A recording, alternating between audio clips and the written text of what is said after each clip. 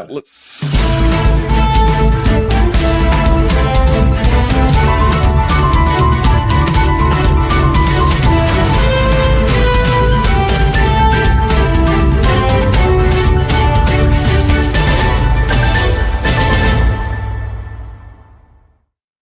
Gadget. I don't even know if you're going to call news because there hasn't really been any news. Everybody is just like, RTD just gave up.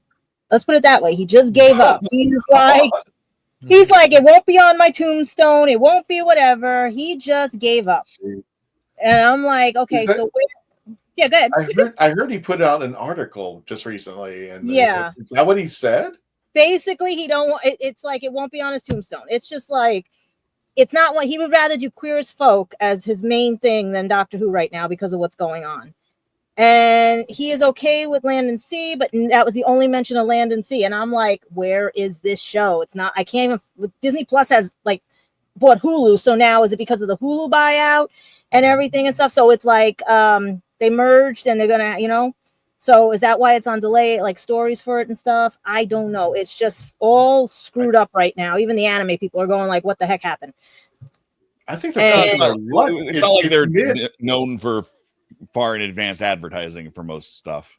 Well, it's mid-August. I mean, how much more of the year can you have left unless you're going to really shove this into a Christmas episode? So, and then bring the Doctor back, Yeah, we don't have a Christmas episode now, so at least that's what I'm thinking. Yeah, that's what I'm thinking is a late fall or possibly even Christmas. Or after the merger, see what they do, because Disney has got like a ton of stuff for more kids now, but now that they incorporated Hulu as part of theirs is saying that it's absorbed in, who's to say what's going to be allowed anymore, if it's going to be toned down or if it's going to be the same thing like it was on Hulu, Hulu's been part of Disney Plus in most of the planet. Yeah, but now it's completely absorbed. They absorbed it. Yeah, the U.S. was the only place that it hadn't already been absorbed, is what I'm saying. Absorbed. So that nothing will change because it's exactly the same for most of the planet. I haven't heard so any of this. They're not likely to change anything for the one country left. Mm-hmm. I haven't heard anything. So I don't expect any major changes other than more content, obviously. I'll get you the article for RTD because he has been on every podcaster's thing. I think one of the guys even interviewed him and stuff. I was trying to find that episode on one of the other podcasters to see what they would find out about it because he is basically like not mentioning anything. And then I'm just looking at everything else and that's it. It's like there's no news out there unless you want to go individually after the birthdays because of stuff that's going on, like with Nashuti or Alex or any of them. We can go individually later on with the news if there's no more Doctor Who news. But so far, the only thing we really have tonight is that info and the birthdays and a surprise for everybody, technically. I like Alex. I like the Alex news. What's the Alex news? Well, everybody loves Alex Kingston. She is a jack of all trades when it comes to anything. She's been on Law and Order. She's been on ER.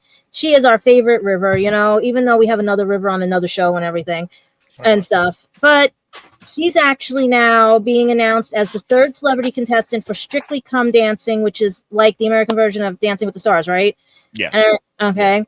And she basically, the way they're promoting this, that come this September, you're going to see her and a few other surprise guests on the show, as well as like like how she was nominated for like Oscars or something, like Emmys or whatever they are, because right now I'm trying to keep track of everything.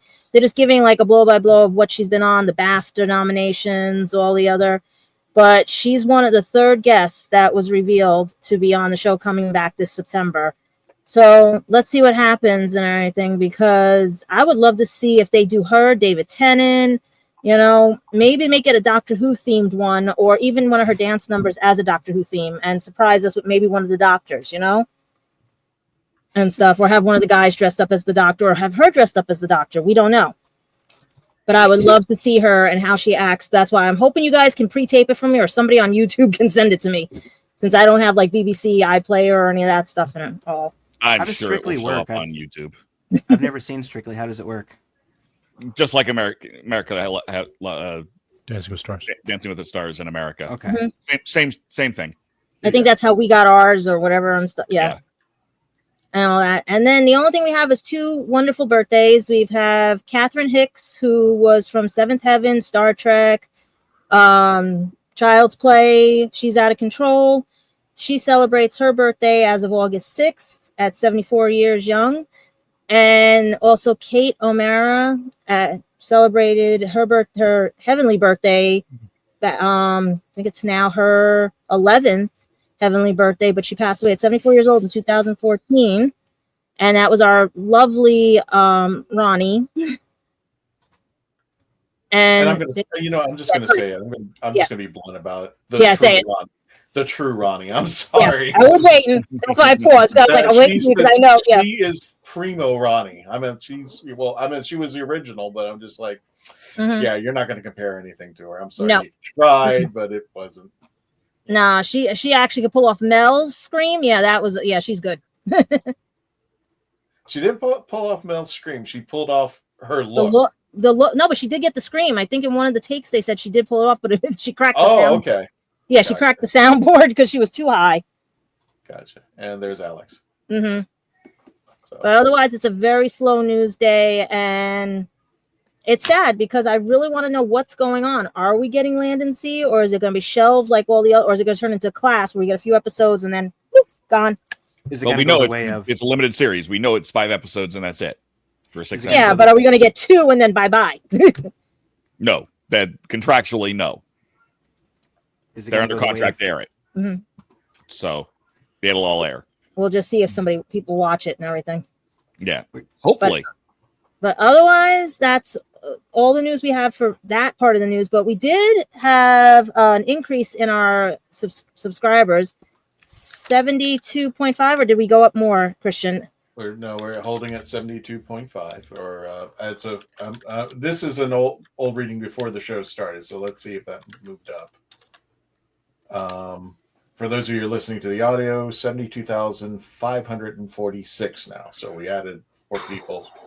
Okay. 70 how many thousand? 72,000. It's predicted to get 75 by August 20th. We found them behind the couch. Which also ties into something I wanted to bring up too. The Pandorica, because that's when our Susan will be coming to the Pandorica on August 20th, where Shirley and everybody who has met their first set goal, now they're working on their second set goal of $9,000. And so far they're doing very well. They have 85% and going strong. If you guys still want to donate to the Pandorica restaurant, please do. And also go get your tickets or whatever. I don't know how she's doing it because I'm trying to see it right now.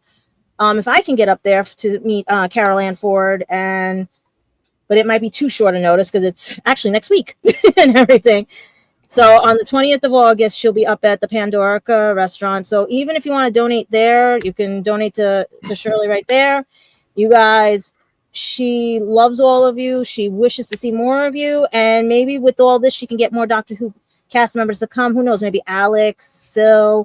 We might even get David. Who knows? And everything. So keep going with that donation. And like I said, if you have equipment for her restaurant, anything that she could use that could help her out, silverware, anything to save on the cost of things so she can bring you more guests. Guys, it's a really cool place. Everyone keeps telling me go, and I'm going to try.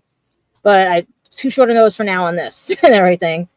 But we'll see what happens. But that's the biggest surprise right now is the fact that she's getting there. She is literally almost to her goal again. And if she passes that 9,000, who's to say 10,000, Keep her in business, guys, Absolutely. And for those of you who are listening to the audio, it's the PandoricaRestaurant.com. And I believe there's an area where the GoFundMe is. You can just click on that to help her reach her new stretch goal. I think that's what people call it when you move the goal back, stretch goal. Yeah. And you can help the Pandorica stay where it's at over in New York. And Mark just sent us something real quick. If you see there, he is confirming the 5 episodes for Land and Sea, but it got pushed to maybe December or January. Where did you hear that, Mark? Because I haven't heard anything about that. December of this year and January of 26? 26, yeah. Happy New Year. That makes sense if they're doing it as a Christmas special. And then I also want to let our subscribers also know, too, that if you're on Instagram, they have a new policy going on right now for all vloggers or anything that we need about 1,000 followers just to go live. So if we're at events or anything and stuff, So if you ever want the Legend of Traveling TARDIS to go live on Instagram, or even any of us on our personal vlogging channels and everything, we need 1,000 followers now because of the new parameters, the way how they changed YouTube out. We had to have so many likes to do ads and all the other types of functions that you used to be able to get for like when you were just with like 10 people. And even Facebook now has started where if you don't have 60 plus people, you will not be able to go live either on there, especially your business pages. And a lot of things will not be seen. So I'm going out to tell everybody, please support your channel, support all your podcasters, even the ones that don't have those 1,000 followers and everything, because a lot of their content now has been cut back because of it. So you might see stuff delayed or anything out that might be a couple of days late and stuff from the day where you used to see it that day. So right now we're okay, but if you are a fellow vlogger or anything, please watch out for that because it's all these new parameter changes. And also watch out for the YouTube Kids because they basically are now checking your channels that if you have more children's things, you will still have to submit something to show that you are an adult. So we don't want to, So we don't want to lose you guys as followers and everything, all because of everything. So please support everybody. Let them know you are an adult. Let you know, because we don't want the Traveling TARDIS to go fly away. What if our entire audience are children? What do we do? That's what I'm saying. It's like now you have to prove it because we have to be able to be children friendly now. And I thought that was how it was originally, but they keep adding these parameters. So I'm letting everybody know, be prepared for this and everything. That sounded like scary when you said, watch out for the YouTube Kids. They actually caused the problem. They're the ones that are hacking into the system like I'm watching things they're not supposed to. Yeah, no, it's the Texas law that, it's the Texas law changes that is causing all of this. Yeah, and everybody else is looking into it. Yeah, basically YouTube has to go after kids, or the Texas will go after YouTube. Yeah, and throw them all in jail. They're even. That's why it's scaring the anime fans now. It's scaring everybody because I never understood this. Why attack Japanese anime when you have anime from France, Spain, Mexico, everywhere else, and you're letting that okay, but you're not going to let certain other ones, even TV shows and everything. So what would they consider this? Because of how I grew up on Benny Hill, so I was like under the age of 5 watching Benny Hill with my grandfather. Would that have been bad for me? Like my grandfather would have to have a proof that we were allowed to watch it because there was a child in the house. Gadget. I grew up with PBS when they had full frontal nudity. Okay. Me too. I didn't want to say that on here because I don't know how far in you were. Am I right? Am I right, John? Oh yeah, I remember now. Yeah. Preacher's Great and Small, the second version with Peter Davison is like, what is he doing to? He's naked in bed with a girl like. Or they had the health series where they were showing the doctors or how the child was conceived and all. We had all that. It didn't do any damage to us. Sort of. But that's what I'm saying. The news. That's why. That's what I'm saying. People don't realize the history, and that's what's going to tie into this episode right now too about history, because Hooverville just might be a real place and not just an episode of Doctor Who, because wasn't Doctor Who also talking about years ago when it started as a children's or a show about history? Yeah, in part. Yeah. So let's see what happens tonight with this episode and everybody's reviews, but that's the news for now. If you guys have anything else that's going to be coming up or any fun stuff, let us all know. Otherwise, I'm good. We'll chime in a little bit there. As Gadget mentioned, that the Pandorica has raised at this moment 85% of their stretch goal, or they're up to 7615 on their new 9,000 goal. So they dropped down to 85%, but still a very impressive number. Hopefully they'll get that stretch goal, and we'll just keep it going to keep that restaurant going. And everybody who's contributed to Shirley and the team, thank you so much for helping out there. We really appreciate that. Also, new Doctor Who polls, or I'm calling the Traveling TARDIS polls. One of them we brought up today. The day that Kate Amara had her birthday, we posted this.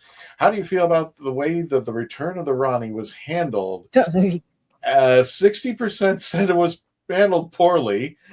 20 and both 20 and 20% on it was handled very good, and 20% said it was handled okay, but a vast majority are saying that they didn't like the way they brought back the Ronnie this time around. So She got eaten. Yeah, exactly. Yeah, The way they brought her back very briefly. yes, very briefly and very tasty. Mm-hmm. She's on the menu at the Pandorica. That's why I said Attack on Titan. Yep, gone. I wonder if they're rating more her performance or the way that it was introduced, because I have very different feelings about those two things. No, that's why. And the question's a little on the vague side. How do you feel about the way the return of the Ronnie was handled? So I'm hoping it was the way that it was written. It was the way that it was acted. I'm hoping it was more, but yeah, you're right. It could be two different things there.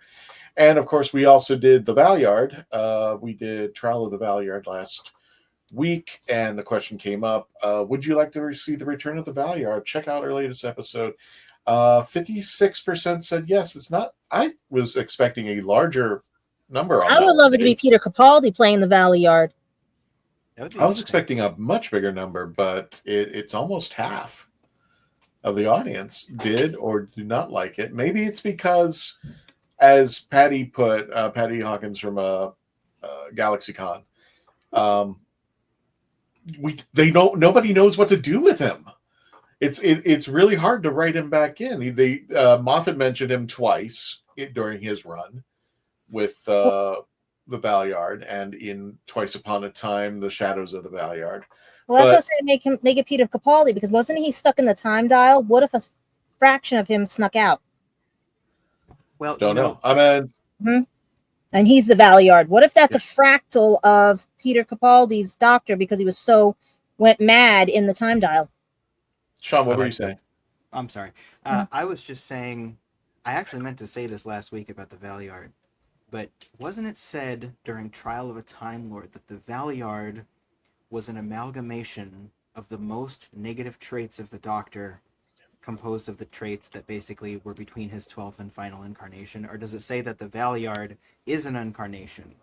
It's an amalgamation of his between his 12th and final incarnation. So which now that we're shoving the timeless children in, that could mean number 597 from 12. I mean, and that's why I was saying, like, could it be Peter Capaldi because wasn't he stuck in the dial over 2,000 years, so many years?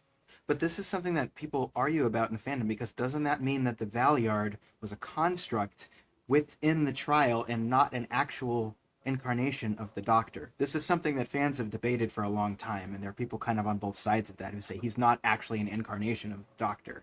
He's just an amalgamation of his negative traits,